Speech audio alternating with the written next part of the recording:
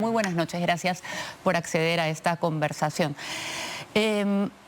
Primero, antes de pasar muy brevemente, antes de pasar directamente a su tema, ¿usted tenía conocimiento de los cuestionamientos que hay sobre su compañera de bancada, Ana Segarra, el hecho de que hubiera tenido estas sentencias, que haya ocultado antecedentes penales y que también se le involucre ahora en una acusación de recibir dinero para lograr algún proyecto de ley?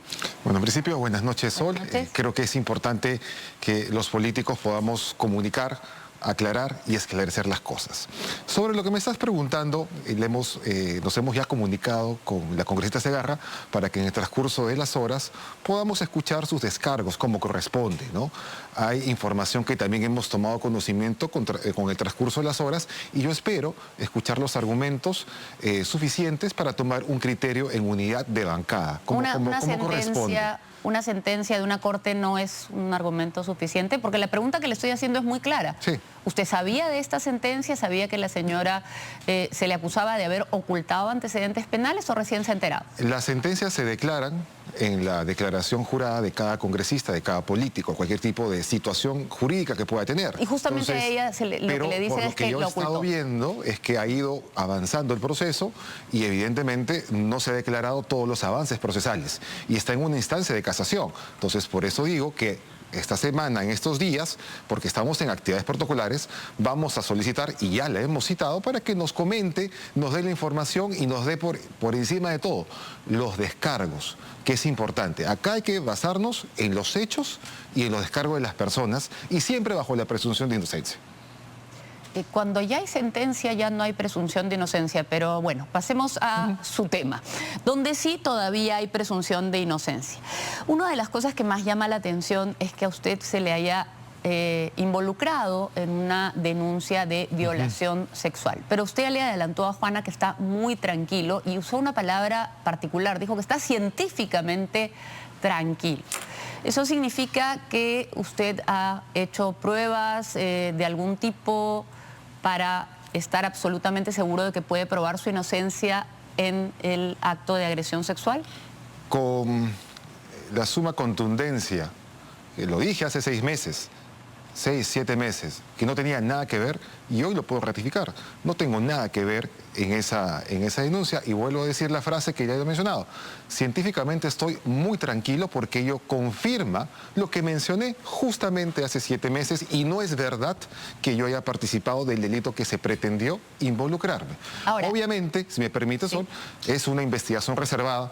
A mí me gustaría ventilar a los 4 vientos información, pero soy bien respetuoso de los procedimientos y de la naturaleza reservada. Hay una cosa que se utiliza mucho para no contestar y es el tema de la investigación reservada. La investigación puede ser reservada, usted no tiene, puede tener limitaciones para hablar de ciertas cosas de la investigación, pero no tiene ninguna limitación para hablar sobre su vida. Y entonces le pregunto directamente, si a usted lo acusan de esto es porque estuvo en algún lugar en algún momento. ¿Qué sucedió ese día, en esa fiesta, donde al final una señora o una señorita acusa haber sido violada o violentada sexualmente? Bueno, como lo mencioné en su oportunidad hace 7 meses, se participó de una actividad social y hubieron excesos de otras partes. ¿Se participó significa que usted participó? Era una fiesta donde había una actividad social, donde ¿Una fiesta de Año Nuevo? No, porque no era fiesta, no era 31 todavía, ¿no? Era una actividad social. Y en consecuencia participaron varias personas. Y como vuelvo a decir, yo tomé conocimiento al día siguiente de lo que sucedió. Pero son hechos que se van presentando y vuelvo a decir, ¿y por qué uno nunca sabe cómo acaban las cosas? Exacto. Uno puede saber cómo inician, pero no puede saber cómo acaban. Ahora se dice que estas denuncias han surgido porque hay gente que estaba interesada en que usted no fuera presidente del Congreso. Pero en ese momento usted no era ni candidato ni nadie se imaginaba que iba a ser presidente del Congreso. ¿Por qué habría hecho esta acusación esta persona contra usted? Bueno, no voy a especular sobre el por qué lo hizo. Soy una persona, por más que eso ha afectado no solamente a mí como persona, sino mi imagen personal, no voy a entrar en especular por qué lo hizo. Lo que a mí me interesa es que las investigaciones arrojen los resultados y que la señorita denunciante pueda encontrar la tranquilidad. Eso es lo que a mí particularmente me interesa, que ella encuentre la tranquilidad y sepa qué es lo que pasó. Y por mi lado, que se corrobore públicamente de que yo no tengo nada que ver, nunca tuve nada que ver, ni directa ni indirectamente. Yo estoy esperando que haya el pronunciamiento de la Fiscalía como corresponde. Lo espero igual con la prudencia y con la tranquilidad de que soy inocente de esas acusaciones. Bueno, muchísimas gracias por esa respuesta. Vamos a al siguiente cuestionamiento que se le ha hecho también hace ya unos meses. El Comercio sacó un artículo en febrero de este año donde se cuestionaba un incremento patrimonial llamativo. Usted había pasado de declarar un patrimonio de menos de 100.000 soles y de pronto su patrimonio empieza a crecer y compra un departamento dúplex, unas cocheras, después un departamento en Punta Hermosa, 3 autos. ¿Cómo puede justificar ese incremento patrimonial con el sueldo de congresista? Sí, es bastante llamativo cómo se enfocó la noticia, ¿no? Pero lo cierto es que los políticos estamos obligados a hacer nuestras declaraciones juradas de intereses y nuestra declaratoria jurada de bienes. Y, digamos, ese incremento patrimonial, el 80% por lo menos, más o menos, es por hipoteca. Entonces, donde yo vivo actualmente es producto de una hipoteca bancaria que está debidamente declarada. Los carros que se dice y dijeron que eran carros de lujo, de último modelo, pues el más nuevo es del 2016. Entonces, son carros antiguos. Lo que usted nos dice entonces es que si bien su patrimonio se incrementó, también se incrementó su deuda. Evidentemente es un crédito hipotecario. Y eso no se registra, porque en realidad eso llamaría la atención por ser, digamos, insensato. Se supone que para declarar un patrimonio uno declara lo que tiene y lo que debe. Exactamente. ¿Usted declaró lo que tiene y lo que debe?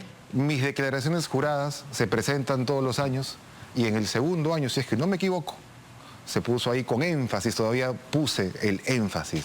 Producto de hipoteca bancaria. De una hipoteca. Alguna vez antes de esta fecha que salió este reportaje, este anuncio periodístico, ya habían querido intentar decir, oh, hay incremento patrimonial. Perfecto, hipoteca, pero es hipoteca bancaria. Ya, esta hipoteca bancaria evidentemente es con un banco conocido y usted tiene la forma de probarlo. Leí en alguno de los documentos que revisé para esta entrevista que usted tiene que hacer un pago aproximado de 6.000 soles mensuales por concepto de esta hipoteca. Pero también leí que en alguna de sus declaraciones había consignado un ingreso mensual que superaba los 100.000 soles. ¿Esto es un error? Es un cambio de criterio, una sugerencia que nos hizo el área correspondiente del Congreso y también de Contraloría, que son los que nos facilitan, nos ayudan, nos orientan para hacer bien las declaraciones y que no cometamos justamente algunos errores y nosotros nos allanamos a un criterio. Pero ¿cómo así recibió, si el sueldo de congresista es 15.600 más unos bonos, digamos, ¿a cuánto llega? Se anualizó. Ese monto es anual. En consecuencia, participamos o declaramos conforme al nuevo criterio que nos sugirieron consignar. Si hubiéramos declarado... O sea, entonces es un error, porque lo que dice aquí es que consignó como si hubiera recibido o como si recibiera más de 100.000 soles en un mes. Totalmente falso. No, recibo lo mismo por la única fuente que recibo, que es mi sueldo como congresista. Pero anualizado no cuadra, porque anualizado... Acuérdense que tenemos también... No, sale menos. No, tenemos otros conceptos. No, pero justamente por eso le digo, en el documento que he leído dice que recibió 134.000 o 135.000. Y si anualizamos el sueldo de congresista, es más que eso. Entonces claro, no coinciden las cifras. Lo que vuelvo a decir, hay conceptos de representación que se van consignando, las CTS también se van consignando, y todos los conceptos son lo mismo del año pasado, solamente que se presenta de un modo distinto y se suma de un modo distinto. No, sí. Lo que en buena cuenta, quiero decir, lo que recibí en 2023 lo sigo recibiendo el año pasado. Y lo que hicimos fue simplemente que se presente de una forma distinta. Cuando finalmente esto llegue a la instancia que tenga que llegar, documentariamente se va a probar, se va a esclarecer y van a decir, sí, pues... Aquí está. hubo un error de interpretación. Antes de pasar al siguiente tema, creo que no solo hay un error de interpretación, sino de repente hay un error en cómo lo están consignando, porque acá dice una nota de Infobae, dice: el detalle más inquietante aparece en su declaración de ingresos del 2024, consigna 132.524 mensuales, monto que supera el salario de congresista, pero, esto lo añado yo, es mucho menos que lo que recibe un congresista en un año. Entonces... vuelvo a decir, hay conceptos distintos que se van sumando, CTS, lo que los pone en otro lado. Y eso es lo que suma. Y finalmente, Sol, si me permites, quiero dejar bien claro, todos mis ingresos están debidamente documentados, todos mis gastos están debidamente documentados, todas las compras que he hecho están debidamente bancarizadas. Lamentablemente, me quisieron envolver, quisieron de una u otra manera dañar mi imagen, quisieron hacer una campaña orquestada para perjudicarme. Pero incluso antes. Eso le pregunto, ¿por qué? Porque todas estas denuncias en realidad son muy anteriores a que usted fuera a ser presidente del Congreso. Entonces, ¿por qué todo el mundo quería dañarlo? Bueno, creo que hay una cosa que puedo decir como persona, no como político. Hay demasiada envidia en el mundo. Y segundo, creo que había gente que tenía expectativas con la posición que el día de hoy tengo, o de repente de personas que quisieron ser y nunca pudieron ser. Entonces me tocó soportar ello.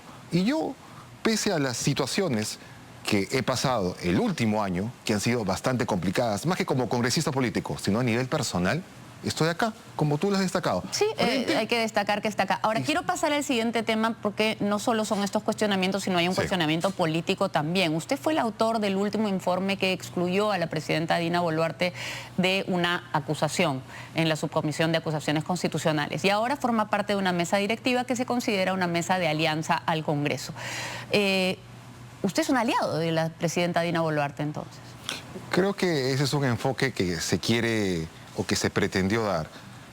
El informe recoge lo que la Fiscalía presentó, en base a los hechos que presentó. Pero la Fiscalía quería que la acusaran. Y usted lo que dijo es, no la acusen. Hay que tener en claro algo. Si la Fiscalía no presenta todos los elementos, no presenta los elementos contundentes, toda la información que debe tener para que el Congreso tome una decisión razonable, no vamos a acusar a alguien si es que no hay los elementos de prueba. Estamos hablando Yo no podría, digamos, prestarme un juego cuando no hay los elementos de prueba objetiva. Ahora, estamos hablando del tema de las muertes, ¿verdad? De las muertes por las protestas. Ese es el informe.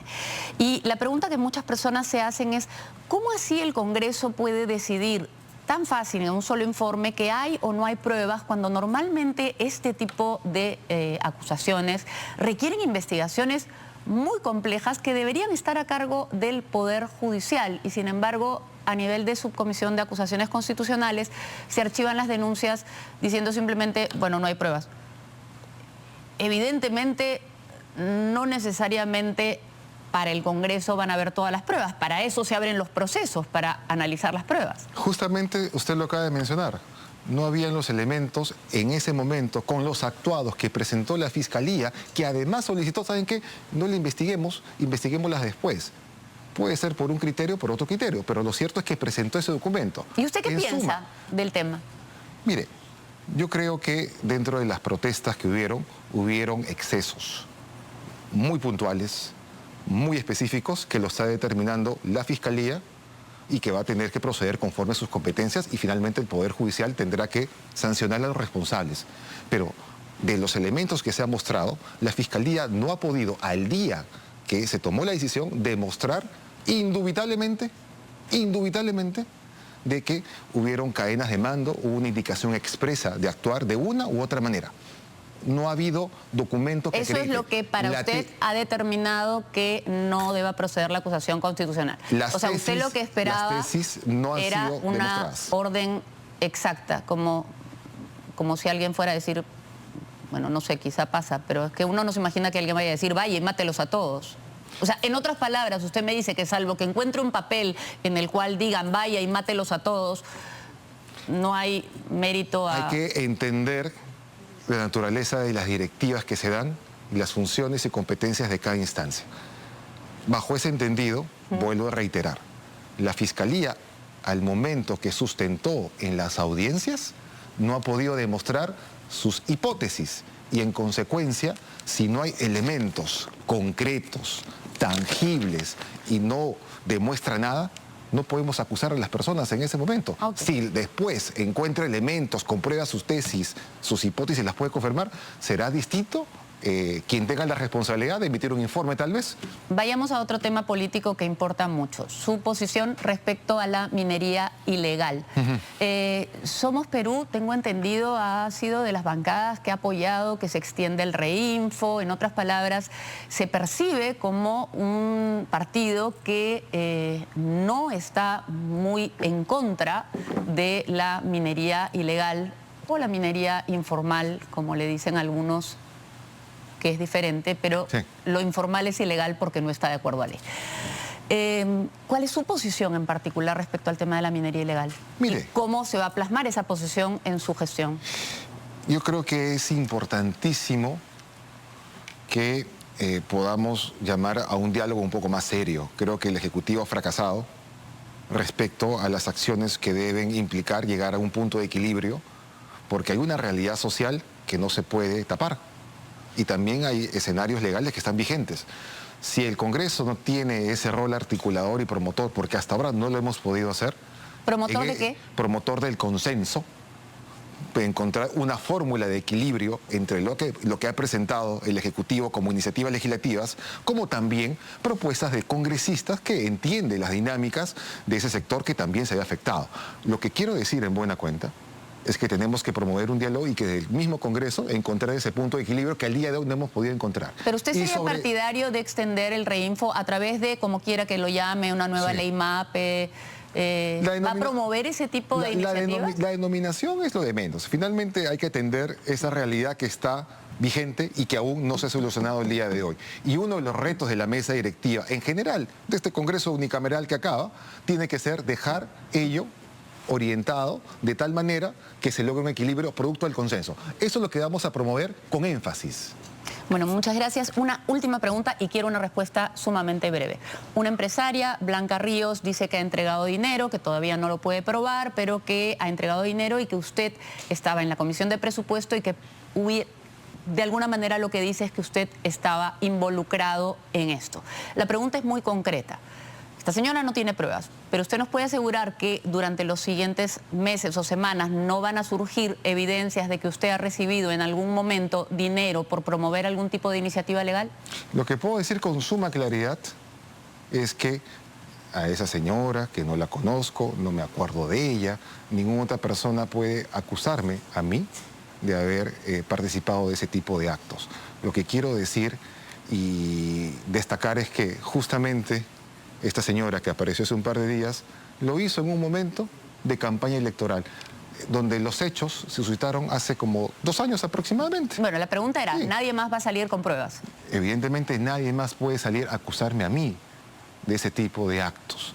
Pero quiero destacar, y vuelvo a decir, hay una campaña orquestada, no tanto porque José Gerí haya sido candidato y hoy sea presidente del Congreso de la República, sino que hay un interés oculto, y eso quiero destacar, un interés oculto en tomar la mesa directiva del Congreso de la República y no importa nada. No Uy, importa me debió decir eso antes porque se nos ha acabado el tiempo. Sí.